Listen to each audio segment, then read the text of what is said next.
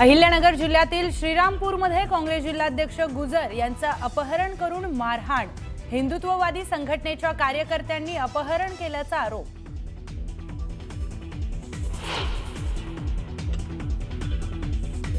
मुंबईतील मतदार यादी संदर्भात धक्कादायक माहिती समोर। मुंबईमध्ये दुबारच नव्हे तर 103 वेळा नावे असलेलेही मतदार। तब्बल 8,33,000 नावे एकापेक्षा अधिक वेळा। पालिका विशेष मोहीम राबवणार।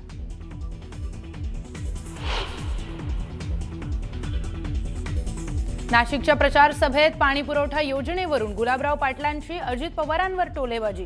भगूरला जाऊन योजनेची घोषणा करा असं मी अजित पवारांना सांगितलं होतं, त्यामुळे दुसऱ्याची पोरं आपली सांगू नये। अजित पवारांना सणसणीत टोला।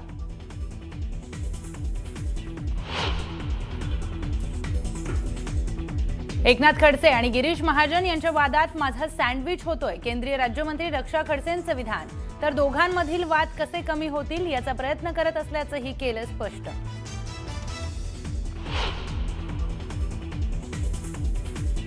अमरावतीच्या वरुडमध्ये लग्नानंतर अवघ्या अर्ध्या तासातच हृदयविकाराच्या झटक्याने नवरदेवाचा मृत्यू।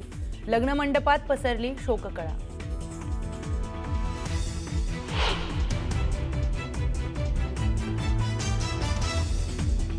मुंबईतल्या प्रदूषणात मोठी वाढ। हवेची गुणवत्ता पोहोचली वाईट श्रेणीत। सर्वत्र धुरकं असल्याने श्वसनाच्या समस्यांमध्ये वाढ।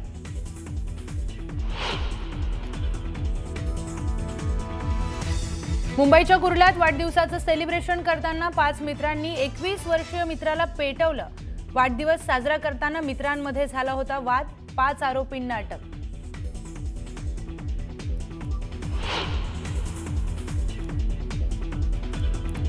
गाडीवरचं नियंत्रण सुटल्याने मिनी ट्रॅव्हल्सचा अपघात। सातारा जिल्ह्यातील फलटण तालुक्यातील घटना। अपघातामध्ये एकाचा मृत्यू।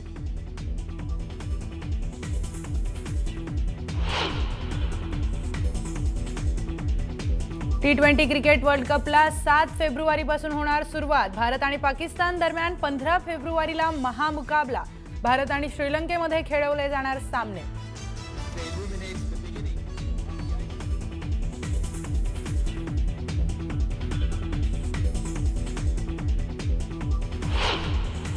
बातम्या पाहणार आहोत वेगवान स्वरूपात। धाराशिव जिल्ह्यातील उमरगा शहरात काँग्रेस आणि शिवसेनेच्या युतीचा नवा अध्याय सुरू झालाय। माजी खासदार रवींद्र गायकवाड यांचे सुपुत्र शिवसेनेकडून नगराध्यक्षपदासाठी रिंगणात उतरलेत। काँग्रेसला सोबत घेत ही युती करण्यात आली असून शिवसेनेनं भाजपसोबत काडीमोड घेत काँग्रेससोबत घरोबा केलाय।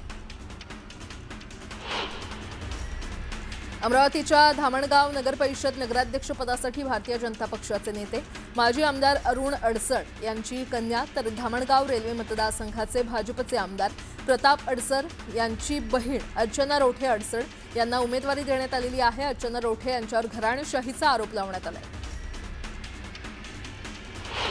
काँग्रेसच्या कार्यकर्त्यांसाठी माजी मुख्यमंत्री पृथ्वीराज चव्हाण यांच्या सौभाग्यवती सत्वशीला चव्हाण या कराड नगरपालिकेच्या निवडणुकीच्या प्रचारात सक्रिय झाल्यात। काँग्रेसचे नगराध्यक्षपदाचे उमेदवार झाकीर पठाण यांच्यासाठी शहरातून पदयात्रा काढत काँग्रेसच्या उमेदवारांना निवडून देण्याचं आवाहन केलं।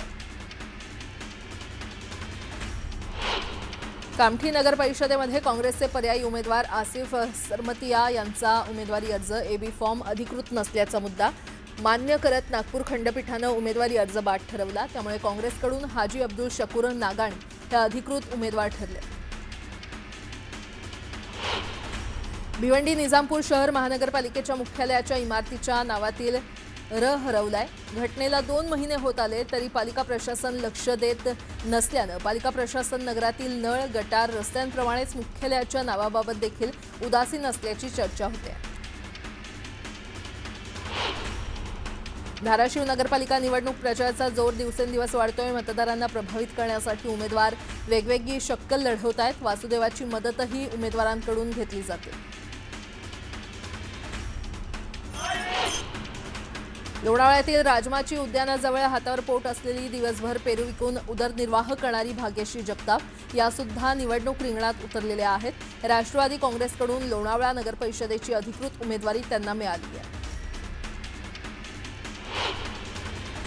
मुंबई मतदार यादीतील दुबार नावांवरून राजकीय पक्षांनी आरोपांच्या फैरी झाडलेल्या असताना आता मुंबई महापालिका प्रशासनानं देखील याबाबत कबुली दिली आहे। एकूण 227 प्रभागांमध्ये 11 लाख दुबार नावं असल्याचं आढळून आलंय। तर त्यापैकी काही नावं ही दुबार तिबार नाहीत तर 100 वेळाही आहेत अशी 4 लाख नावं अनेक वेळा अनेक प्रभागांमध्ये असल्याचं आढळून आलंय। उपमुख्यमंत्री एकनाथ शिंदे यांनी चंद्रपूरसह विदर्भात नगरपरिषद निवडणूक प्रचार सभांचा धडाका लावला। चंद्रपूर जिल्ह्यातील भद्रावतीचे प्रफुल्ल चटकी आणि वरोरा नगरपरिषद नगराध्यक्षपद उमेदवार ज्योती मत्ते यांना विजयी करण्याचं आवाहन केलंय। नगरपरिषदांवर सत्ता खेचून आणण्याचं आवाहन उपमुख्यमंत्री शिंदे यांनी केलंय।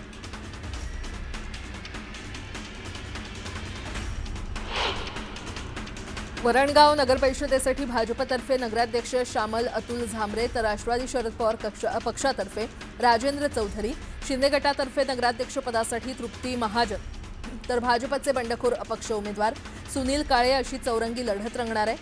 भाजपचे माजी नगराध्यक्ष सुनील काळे यांनी विद्यमान भाजपच्या उमेदवारासमोर मोठं आव्हान उभं केलंय। अमळनेर नगरपरिषदेच्या निवडणुकीच्या वातावरणात भाजप राष्ट्रवादी युतीच्या बैठकीत जळगाव लोकसभेच्या खासदार स्मिता वाघ यांनी विरोधकांवर जोरदार हल्ला चढवला। शहराचा माणूस निवडा, बाहेरून आलेल्या माणसांवर विश्वास ठेवू नका असं त्यांनी म्हटलं।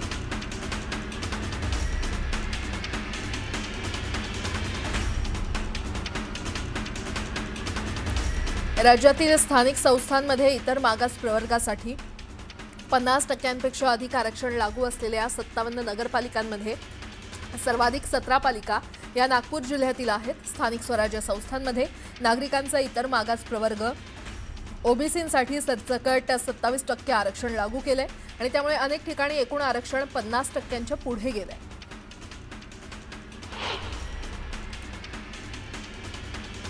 बदलापूर नगर परिषदेच्या निवडणुकीत पोलीस प्रशासन शिवसैनिकांना त्रास देत असल्याचा आरोप शहर प्रमुख वामन म्हात्रे यांनी केला। मात्र सत्तेचा दुरुपयोग करून कुणी जर अशा प्रकारे दहशत निर्माण करत असेल तर त्याची तक्रार उपमुख्यमंत्री एकनाथ शिंदे यांना करणार असल्याचं युवा सेना कार्याध्यक्ष पूर्वेश सरनाईक यांनी सांगितलं।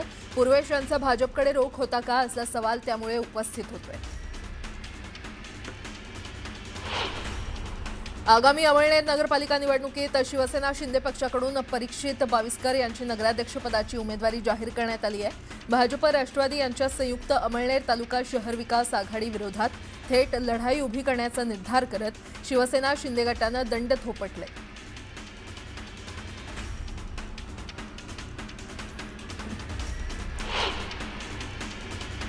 पुढची बातमी, नगरपालिका आणि नगरपरिषदेच्या निवडणुकीच्या प्रचाराला हळूहळू रंग चढू लागलाय। बडे नेते विविध मतदारसंघात जाऊन मोठमोठी आश्वासनं देऊ लागलेत।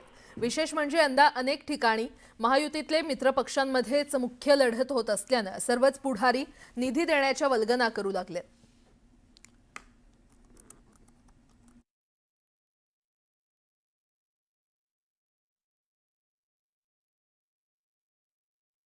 मी आपल्याला एवढंच सांगतो की या भागामध्ये जे जे काही विकासाला पैसे लागतील ते विकासाला पैसे देण्याचं काम हा एकनाथ शिंदे करेल। कारण नगर विकास विभाग माझ्याकडे आहे, गृहनिर्माण विभाग माझ्याकडे आहे, रस्त्याचा MSRDC विभाग माझ्याकडे आहे, MIDC विभाग आपल्याकडे आहे आणि ज्या ज्या विभागातून या ठिकाणी आपल्याला रोजगार देता येईल, तरुणांच्या हाताला काम देता येईल ते देण्याचं काम आपण करू। बाळासाहेब सांगायचे की शब्द देताना विचार करून द्या। मी देखील आपल्याला सांगतो, शब्द देताना पूर्ण विचारांती मी शब्द दिलाय की जे जे काही बोललोय त्यासाठी पैसे कमी पडू देणार नाही। नगर विकास माध्यमातून या ठिकाणी या नगराचा विकास झाल्याशिवाय राहणार नाही। मी एकच सांगतो, मैं कमिटमेंट करता नहीं, अगर मैंने कमिटमेंट एक बार कर दी तो फिर मैं खुद की भी नहीं सुनता। मी तर केवळ एवढंच सांगण्याकरता आलो आहे, 2 तारखेला आमची जबाबदारी तुम्ही घ्या. म्हणजे 2 तारखेला कमळाची जबाबदारी तुमची आणि 2 तारखेनंतर 5 वर्ष तुमची जबाबदारी आमची, हे सांगण्याकरता आज खरं म्हणजे मी या ठिकाणी आलेलो आहे. पुढचे 5 वर्षामध्ये या भागामध्ये पूर्ण परिवर्तन करून आपण दाखवू आणि एक मोठं काम हे आपल्याला पाहायला मिळेल.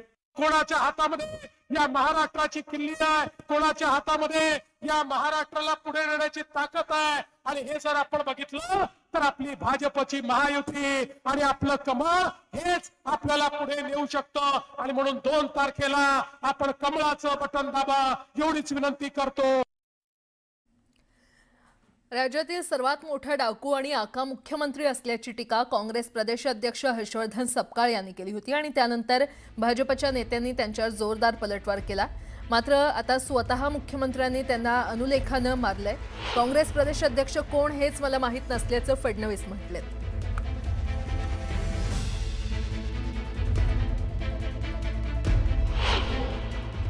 मगर सबसे जाबड़ी नार्को टेस्ट किसी करने को ना, तो जिसने मराठा विरुद्ध ओबीसी की लड़ाई लड़ाई, जिसने ओबीसी विरुद्ध विजेएनटी की लड़ाई लड़ाई, जिसने विजेएनटी विरुद्ध आदिवासी की लड़ाई लड़ाई, जिसने हिंदू विरुद्ध मुसलमान की लड़ाई लड़ी, ये सबसे बड़ा डाकू, सबसे बड़ा आका और सबसे बड़ा दरिंदा यदि कोई होगा तो महाराष्ट्र का मुख्यमंत्री देवेंद्र फडणवीस है. या ठिकाणी काही तुमच्याबद्दल बोलले आहेत. म्हटलं कोण काँग्रेसचे प्रदेशाध्यक्ष, मी पण त्यांना ओळखत नाही, महाराष्ट्रात कोणी त्यांना ओळखत नाही. त्याच्यामुळे मी कशाला माझा वेळ वाया घालू, मी कशाला त्यांच्यावर बोलू. मी सकारात्मक मत मागण्याकरता आलो आहे. ज्यांना कोणी ओळखत नाही, ज्यांना कोणी मानत नाही, अरे हे चिखली शहर भारतीय जनता पार्टीचं महायुतीचं आमचं शहर आहे.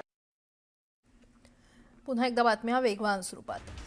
पुण्याच्या राजगड तालुक्यातील भट्टीखिंड मार्गावरील रस्त्याच्या डांबरीकरणाचं काम निकृष्ट दर्जाचं झालं असल्याचा आरोप स्थानिकांनी केलाय. रस्त्याचं काम केल्यानंतर दुसऱ्याच दिवशी रस्त्यावर खड्डे पडल्याचं पाहायला मिळालं.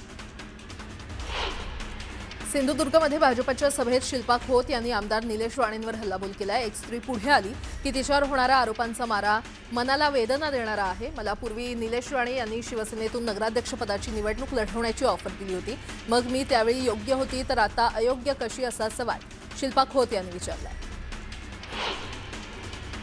जळगावच्या 40 गावात टवाळखोरांची पोलिसांनी धिंड काढली. कान पकडून जळगाव जिल्हा कायद्याचा बालेकिल्ला म्हणायला लावत कायदेशीर कारवाई करण्यात आली. छत्रपती संभाजीनगरमध्ये महापालिका प्रशासनानं प्रसिद्ध केलेल्या मतदार याद्यांमध्ये असंख्य चुका असल्याच्या तक्रारी समोर येत आहेत. प्रशासक जी श्रीकांत यांनी अधिकाऱ्यांची बैठक घेतली. त्यात मतदार याद्यांमधील चुका ही गंभीर बाब असून त्या दुरुस्त करण्याची संधी आहे. त्यानंतरही चुका निदर्शनास आल्या तर थेट निलंबन करण्यात येईल असा दमही आयुक्तांनी दिला. नाशिकच्या भद्रकाली परिसरात कपडे खरेदीसाठी आलेल्या तिघांकडून दुकानदाराला मारहाण करण्यात आली. मारहाणीची घटना सीसीटीव्हीत कैद झाली आहे. पोलीस ठाण्यात गुन्हा देखील दाखल करण्यात आला. कल्याणमध्ये नामकरणावरून वाद पेटला. कल्याण गोरीपाडा सिटी पार्क रस्ता आणि चौकाच्या नामकरणावरून ग्रामस्थांनी संताप व्यक्त करत दिलेल्या नावांना कडाडून विरोध केला. ग्रामस्थ आणि माजी नगरसेवक आमने सामने आल्यानं उद्घाटन रद्द करण्यात आलं. मुंबईवर झालेल्या 26/11 दहशतवादी हल्ल्याला आज 17 वर्ष पूर्ण झाली आहेत. शहीदांना मुंबईकरांकडून भावपूर्ण श्रद्धांजली दिली जाते. वसईतील प्रदूषणामध्ये देखील मोठी वाढ झाली आहे. सर्वत्र ढगाळ वातावरण असून प्रदूषणामुळे हवेची गुणवत्ता वाईट श्रेणीमध्ये नोंदवण्यात आली आहे. मीरा भाईंदरसाठी महत्त्वाच्या असलेल्या सूर्या पाणीपुरवठा योजनेतील सर्व तांत्रिक अडथळे आता दूर झालेत. त्यामुळे पुढील वर्षाच्या मार्च महिन्यापासून मीरा भाईंदरकरांना धोधो पाणी मिळणार आहे. ही योजना पूर्णपणे कार्यान्वित झाल्यानंतर पाण्याचं टेन्शन संपणार आहे. साधारण 18 लाख लोकसंख्येच्या ठाण्यात तब्बल 16.5 लाख वाहनं असल्याची आकडेवारी वाहतूक शाखेनं जारी केली आहे. या कोंडीतून वेळेत इच्छित स्थळी पोहोचायचं असेल तर सार्वजनिक वाहतुकीचा वापर करा असं आवाहन वाहतूक शाखेनं केलंय. दक्षिण मुंबईहून पालघरपर्यंत नॉनस्टॉप पोहोचण्यासाठी महत्त्वपूर्ण असलेल्या उत्तन विरार सागरी सेतूच्या प्रकल्प अहवालाला राज्य सरकारनं मान्यता दिली आहे। प्रकल्पाला 58,754 कोटी रुपये खर्च येईल। त्यातील 44,332 कोटी रुपयांचं कर्ज उभारण्यासही राज्य सरकारनं मान्यता दिली आहे। केंद्र सरकारकडून कर्ज उभारण्यास मान्यता देताच कंत्राटदार नेमण्याचा मार्ग मोकळा होईल।